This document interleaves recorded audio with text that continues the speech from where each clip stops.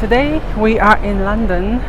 We are going to talk about being mixed race in the UK versus in America.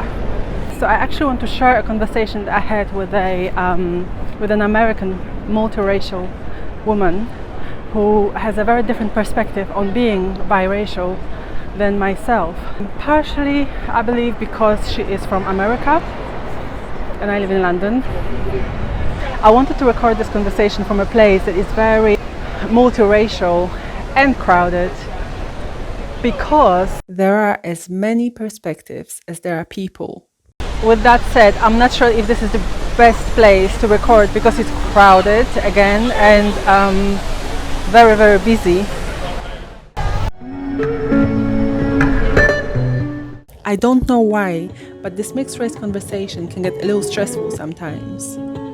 I think it's important to talk about race because this conversation can potentially help us defeat some of the misconceptions we have about people of other races. But again, it can get stressful. So a little music, calming music, seems like the right introduction.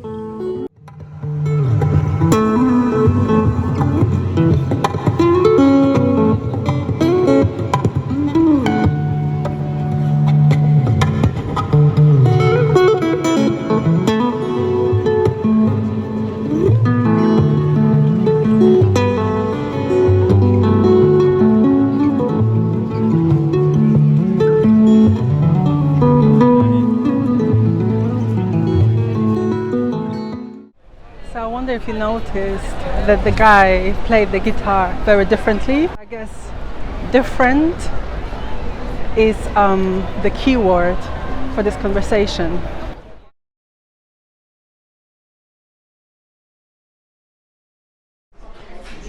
In America, they do classify you biracial with a black parent is black. So I said to her, I've never been to America, so I can't say that I understand the experience. I've never been challenged like that. Most people recognize that I'm mixed. It's the same for my sister and other mixed people I know. But I do have a mixed cousin who used to live in Brooklyn. She did say that America is very black or white. Still, you are what you are. It's not just about skin color. It's about the people who made you and loved you. So to me, this remains pretty simple, but I can't speak on behalf of other people, especially American biracials.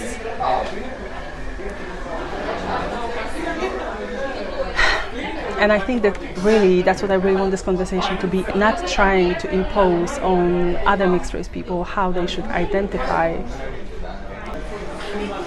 Even if you are mixed race, but especially if you are not, then you totally don't understand the experience.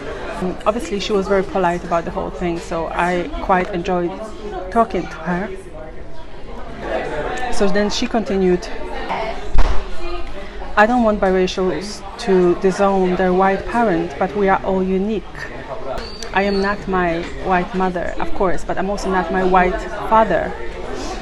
So to now say that I am black only and not mixed race or biracial,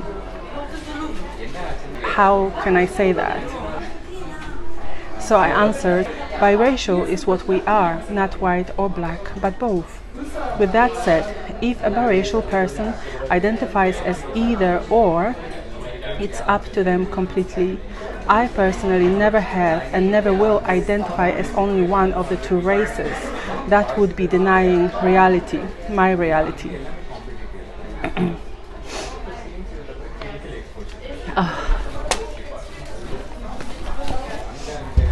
So then she continues, I understand you came from another environment. America is obsessed with race. They will identify you as black, but they will never let you identify as white. My great-grandmother was biracial black. Her mother was white. My great-great-grandmother was white. So we see biracials as black. My husband's family has generational black mixed people. They are light-skinned, but they don't have white people in their family. Well, I do. They identify as black Americans, not African Americans.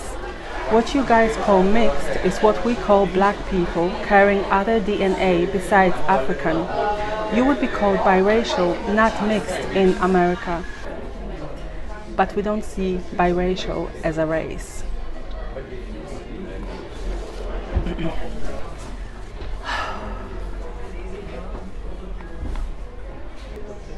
So obviously America is different than the UK. So is Africa. So is Poland. And I'm sure other places as well.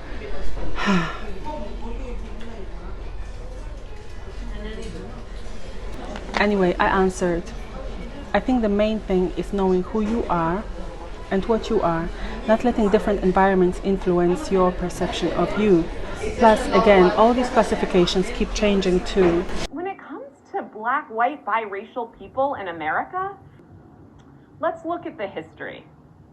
In 1850, someone with my exact same ethnic ancestry would have been recorded on the US Census as mulatto. In 1890, in addition to mulatto, the census added the categories quadroon and octoroon to describe those whose parentage rendered them a quarter or an eighth black, respectively. Just because another person thinks that you are something, that doesn't mean that that is what you are. I am not too concerned if other people see something other than what's true about me, not just pertaining to race, but in general. I introduce me to the world, not the other way around. What I mean by that is that the world will not introduce me to me. I am going to introduce myself to the world. You have to decide whose opinion matters to you and why it matters. Yeah, you need to decide whose opinion matters and why it matters. Okay, so then she answered. I understand that, but your environment has an influence on how you see yourself. Had you been raised in an African country of your father, you would have another perspective. So I answered, of course, which is why I don't attempt to tell other mixed race people how to identify. Identity is a personal as well as a factual matter. Once again, we go back to one's lived experience. I enjoyed this conversation because it was respectful. She has a very different opinion on the issue than myself, but the way she's expressing herself is respectful and she is listening, and I'm listening to her. And I think that's what makes the difference. All right, so then she answered. I agree, and I will say that if a person self-identifies as biracial, most people are not going to attack them for it. I don't want you to think we are here kidnapping biracials, forcing them to be black. Many choose to be black and some choose to say biracial. Mixed is not the same as biracial in America. My husband has Native American, European and African DNA. That's what we call mixed black people. Their black families are mixed with Native Americans and whites. I told my grandmother years ago that now they call us black. She said I am colored, which is so interesting. Different time, different description. If you were to every single time change your description of yourself based on how the world changes, or even when you're moving from one country to another, which is what I do a lot, I mean, you would get seriously confused about what you are.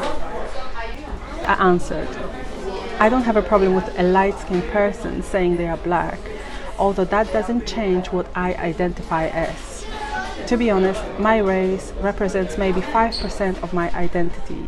There are many human characteristics that are much more important to me. As you said, let's take into account our different backgrounds and experiences. After all, even colored is spelled differently in the US. We are individuals with different perspectives. And she answered, I agree, and it's okay to come from places where perspectives are different. It makes us who we are. And that is how the conversation ended, and I love how it ended. We did not argue. Okay. I am not here to tell biracials how to identify. and I am not here to be told how I should identify. I think that this is an important conversation because there is too much conflict, and this whole conversation about race is very hostile a lot of the times, and it doesn't have to be. It's also quite uncomfortable for many people, which it doesn't have to be, and if it wasn't, we might be able to find some solutions. So if I can contribute to normalizing the conversation of race, I would be happy to do that. If I can contribute for this, to this conversation becoming less hostile, I would be happy to do that as well. And I want this channel to be a safe place for mixed race people. However, I want it also to be a safe place for monoracial people, whether they are black or white. You know, many of those people belong to multiracial families. All of those people belong to a multiracial world. And it would really be great if we were able to understand one another better. Should you ever find yourself confused about what to call another person, just call them human, because that is who they are, and that is what connects you. With that said, if they choose to tell you more, just listen. Let them tell you who they are.